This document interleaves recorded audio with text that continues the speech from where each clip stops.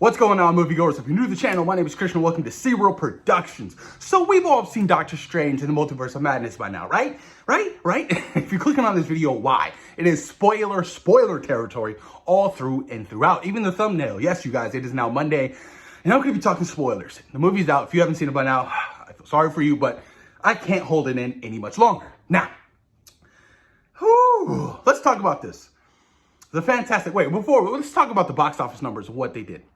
450 million opening weekend. Doctor Strange in the Multiverse of Madness pulled in 450 million. Huge juggernaut opening weekend for this film. I'm curious to see what the drop off is going to be by the second weekend, you guys. I do expect this movie to make $1 billion. Probably $1.2 billion, maybe. Yeah, I think so. Maybe 1.1. But yes, you guys, $450 million is the opening weekend, and that is a massive success, a massive, huge successor compared to the first one. Huge, you guys. It is crazy if you think about it. Now, you guys, let's talk about the elephant in the room. Reed Richards and the Fantastic Four. Now, when he first appeared on screen, my crowd lost it. Even the second showing I went, they lost it. They were screaming, it's John Krasinski as Reed Richards, Mr. Fantastic in the MCU. Holy shit, the hype is real. I was hyped. I'm like, oh, I cannot wait. And they were talking, Doctor Strange and Reed were talking, and he was like, didn't you guys chart in the 60s? And he kind of like shrugged at him, like a little smirk.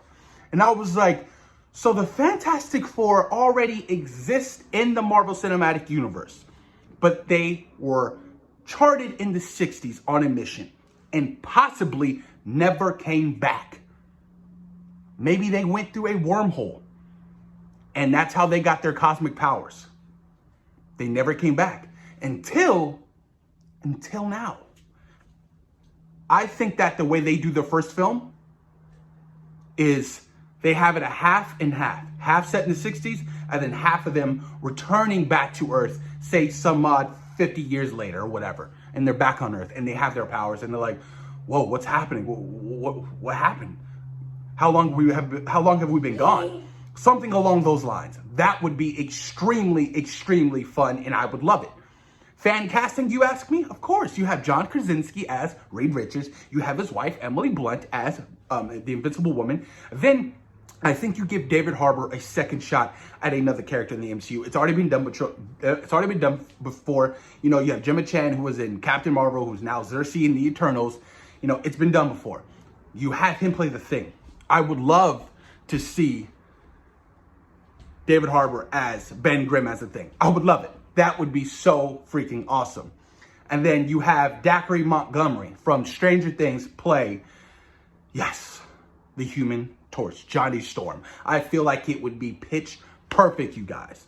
Pitch perfect. And I know that a lot of people out there want the Fantastic Four to be diverse, you know, multicultural. I get that, but you know, at the end of the day, you know, it's what Marvel wants to do. And if you have John Krasinski and you have possibly, you know, a white person play, you know, the Invincible Woman, you're going to have her brother be white. So you'll have three main characters be white in the Fantastic Four in the MCU, which is completely fine with me.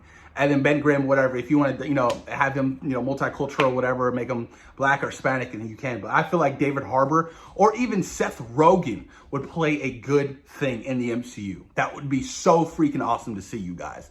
But I am so intrigued of the idea of them doing a full-blown movie. I just want to know who's going to be attached to direct this, because if you guys don't know by now, John Watts has officially stepped down from directing this movie. He just did 7 years of Spider-Man movies to give the guy a break.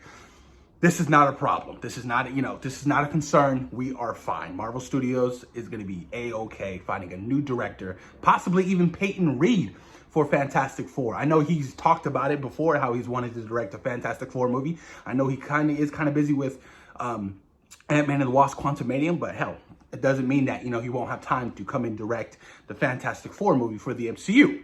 But there's so much to look forward to, you guys, man. Just the suits, the origin story of it all.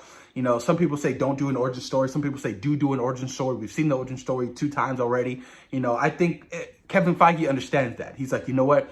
We've seen the origin story. I think we'll dabble on it a little bit, but then we're going to, you know, proceed quickly into the actual story and development of these characters. You know, I don't think he wants to do a whole 60s movies of them, you know, preparing themselves for, you know, charting on that mission in the 60s. But I do think that, you know, it's a good idea to kind of skip the origin story like they've done with Spider-Man and certain characters. But man, I'm really, really excited for the Fantastic Four. You guys, Marvel's first family. John Krasinski really nailed it in, you know, the limited screen time he had in Doctor Strange and Multiverse of Madness. It was pitch perfect, you guys. So good. And the incursion he was talking about and how that leads into the next big phase, the next Secret Wars. It is going to be batshit bonkers, you guys.